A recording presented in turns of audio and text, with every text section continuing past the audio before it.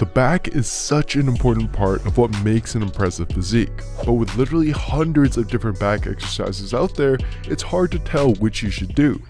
This is why I got Betty, a muscle activation measuring machine. Today we're using her to test the most popular back exercises on 4 different people to find which exercises might be best for you. At the end, we'll use the results to create a perfect back workout you can trust will get you the muscular, powerful looking back you're after. Before we get to testing, let me explain what we'll be testing. So the back isn't just one muscle, and different back exercises will target different back muscles. The slight problem, however, is that Betty, the muscle activation machine I mentioned earlier, only has 4 sensors. So we first have to figure out what back muscles are worth putting sensors on to measure in the first place.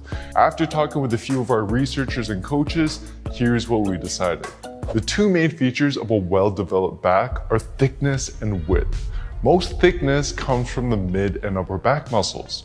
To represent this area, we put a sensor on the mid traps, but we also put a sensor on an extremely important muscle right below the mid traps, the lower traps. You'll learn why we did this later on. Now, the main muscle responsible for widening your back and building your V-taper is the lats. This is the largest muscle of the upper body. Because it's so large, we're putting 2 sensors on it, one on the upper lats and one on the lower lats. After testing, we're going to see which exercises come out on top for these 2 areas, but I'll also run an extra analysis that determines what exercises might be best as overall back builders as well.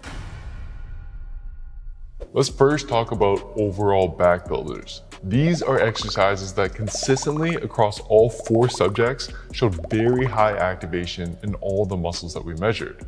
There's 2 exercises that came out on top. The first one actually came as a bit of a surprise to me. In fact, most of you guys voted this exercise to come in almost dead last for the various muscles we tested. What is it? Deadlifts. Now, I always knew these worked the back to an extent, but I wasn't expecting to see such high activation in every single muscle. But it makes sense.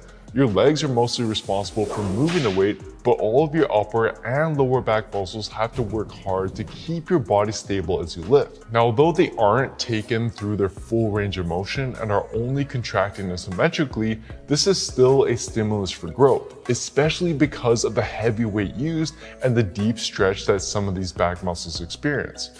And even though Alex and I used relatively heavy weight during our measurements, Tawny used much lighter weight and an elevated platform and still experienced very high activation across the board. Now, the second exercise is a classic.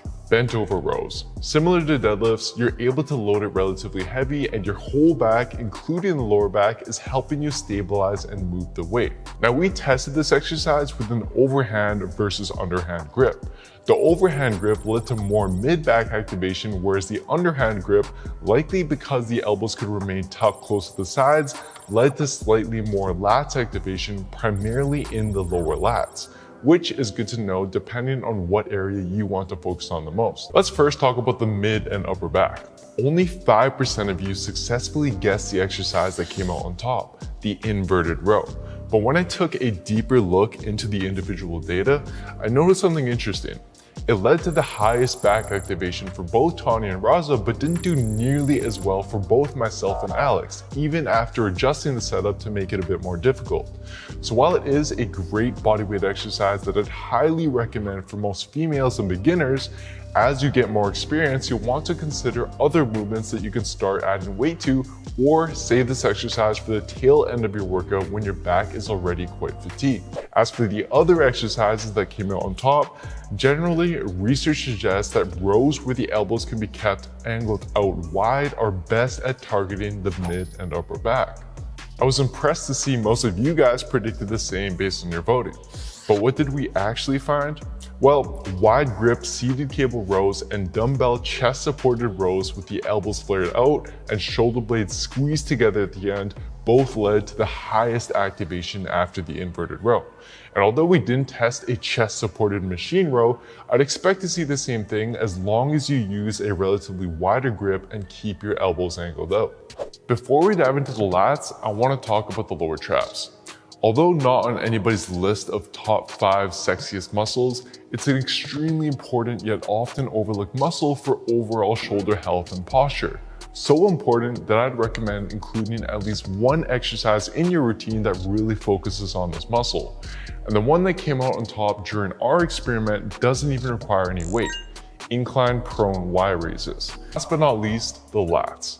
Generally, vertical pulling movements are best to hit this region, so it's no surprise all you muscle nerds voted for lat pull downs and pull-ups to come out on top. But while these exercises did a pretty good job of activating the lats, one move in particular led to higher activation than any of those exercises: the lat focused row. This is something I first got from Coach Kasim of N1 Training. Although it looks like a row, it's very similar to a pull down because of the way you position your body.